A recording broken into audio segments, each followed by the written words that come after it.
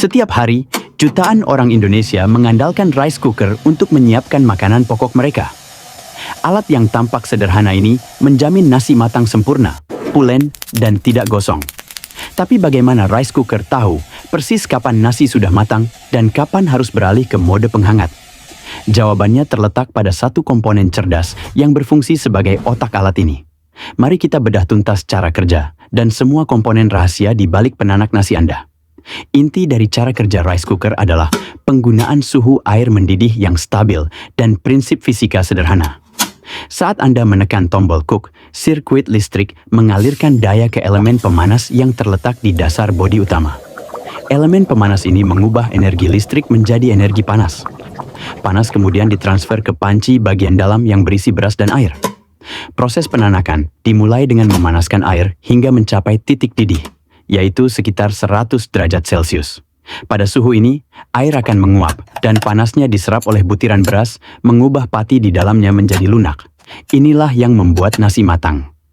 Komponen paling cerdas dan krusial dari rice cooker adalah termostat magnetik atau magnetic thermostat yang terletak tepat di tengah dasar alat. Komponen ini terdiri dari pegas dan sebuah magnet permanen yang menahan sakelar tombol cook tetap menyala. Selama ada air di dalam panci, suhu di dasar panci tidak akan pernah melebihi 100 derajat Celcius karena energi panas terus digunakan untuk mengubah air menjadi uap, latent heat of vaporization. Namun, ketika semua air sudah menguap, artinya nasi sudah matang, suhu di dasar panci akan mulai naik drastis melebihi 100 derajat Celcius. Kenaikan suhu inilah yang memicu perubahan. Ketika suhu di dasar panci mencapai titik tertentu, biasanya sekitar 105 derajat Celcius hingga 110 derajat Celcius, termostat magnetik akan bekerja. Magnet yang menahan sakelar akan kehilangan daya tariknya karena panas yang ekstrim. Hilangnya daya magnet ini, yang disebut titik Curie, menyebabkan pegas mendorong sakelar cook ke atas, memutus aliran listrik ke elemen pemanas utama. Inilah yang kita kenal sebagai suara klik saat rice cooker beralih ke mode warm, penghangat.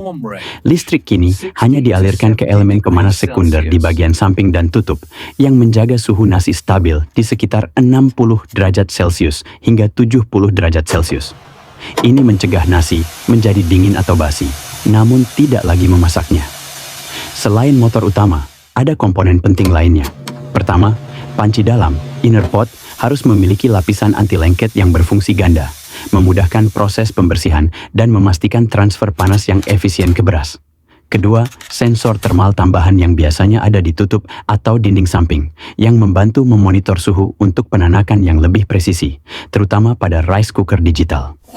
Ketiga, elemen pemanas tutup dan samping yang sudah kita bahas.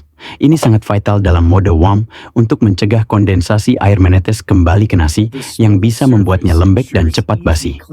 Terakhir, penyegel tutup, lid seal, yang rapat memastikan uap tidak mudah keluar, menjaga tekanan dan kelembaban optimal di dalam panci. Rice cooker yang kita bahas sebelumnya adalah model analog dasar. Namun, rice cooker modern atau digital bekerja dengan tingkat kecanggihan yang lebih tinggi.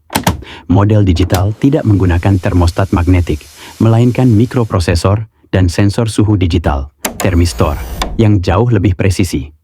Puncak kecanggihan adalah rice cooker induksi, IH. Model ini tidak menggunakan elemen pemanas tradisional, melainkan medan magnet yang menghasilkan panas langsung di panci bagian dalam.